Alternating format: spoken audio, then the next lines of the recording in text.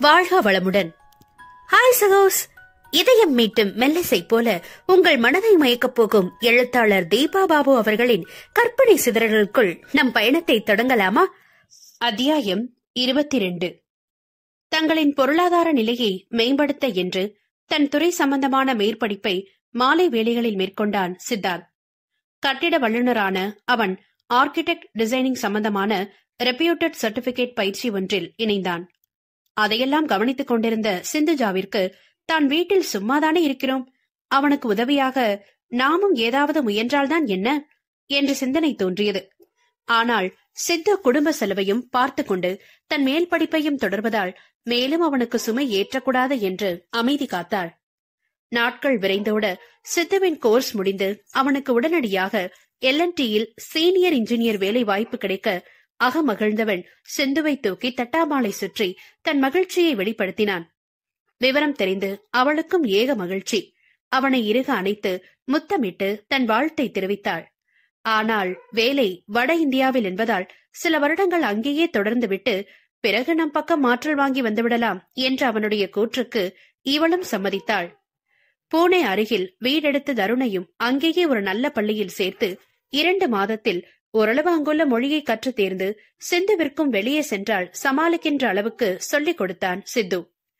அன்று மாலை வேலை முடிந்து வீடு வந்தவன் குளித்துவிட்டு வீட்டுப்பாடம் செய்து கொண்டிருந்த தருண் அருகில் சென்று தளர்வாய் சாய்ந்தமர்ந்து கொண்டான்.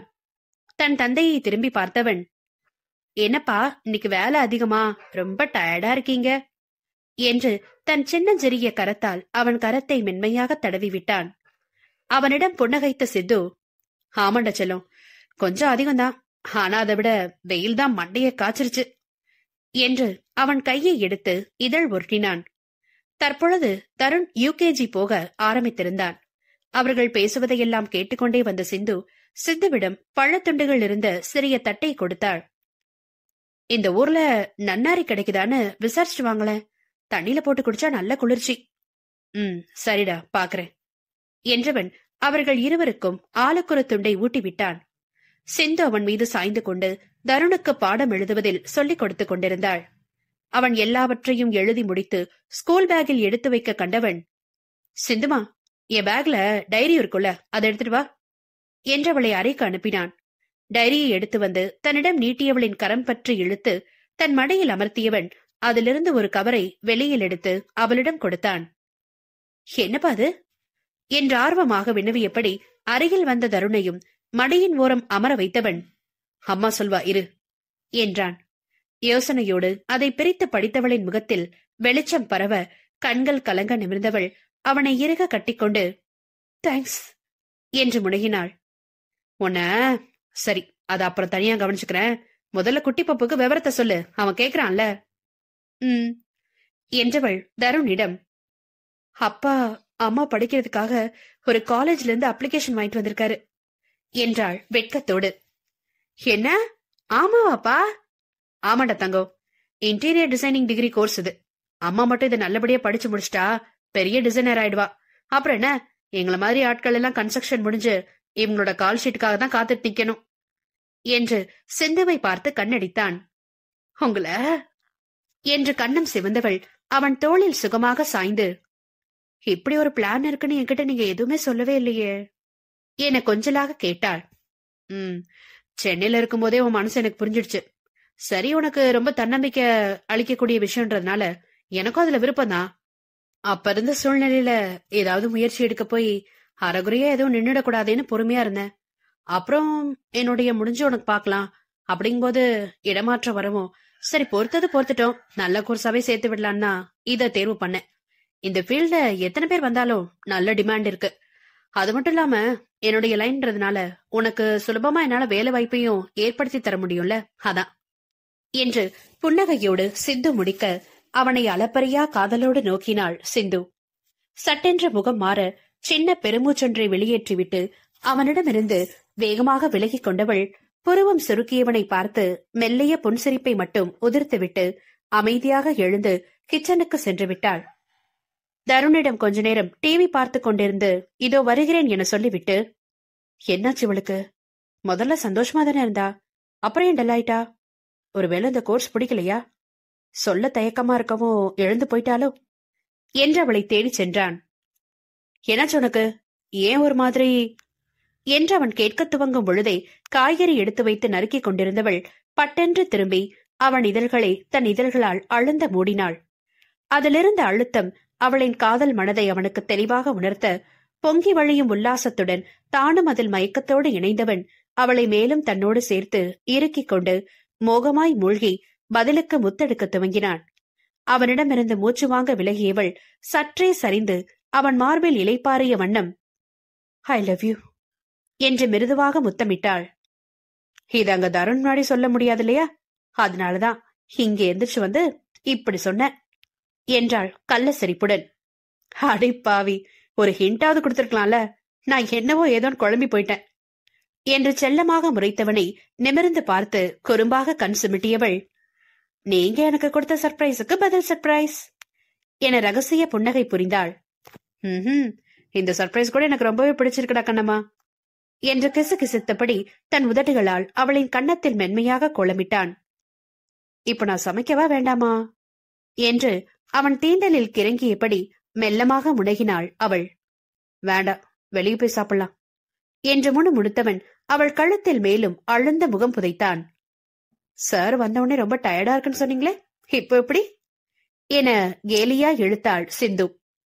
சடக்கென்று நிமிர்ந்தவன், அதான் சூப்பரா நீ என்ன பூஸ்டப் ஆக்கிட்டியே என்றவளிடம் அர்த்தமாக கண்களை சிமிட்ட, சி என்றபடி அவன் நெஞ்சில் குத்தியவள், நறுக்குன காய்களெல்லாம் என்ன பண்றதா, இன்னைக்கு வேணா நாளைக்கு போலாம் என்க அவள் பேச்சை காதிலேயே வாங்காமல், எல்லாத்தையும் அள்ளி ஃப்ரிட்ஜில போடு என்றபடி அவளை தன் கைகளில் அள்ளி கொண்டான்.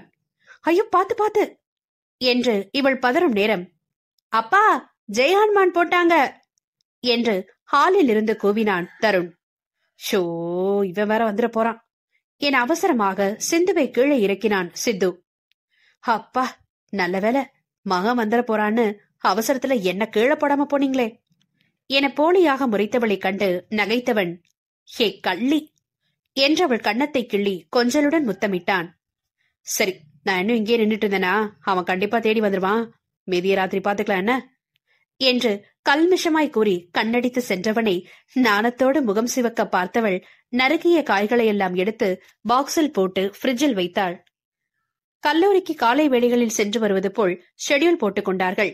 தருணை பள்ளிக்கு அனுப்பிவிட்டு கல்லூரி செல்லும் சிந்து மதியம் அவன் வருவதற்குள் வீடு திரும்பி விடுவாள். இடைப்பட்ட காலத்தில் சீனுவும் இந்தியா திரும்பி சொந்தமாக 2 கார்கள் வாங்கி சிறியதாக ஒரு டிராவல்ஸ் கம்பெனி ஆரம்பித்து நடத்த துவங்கி இருந்தான்.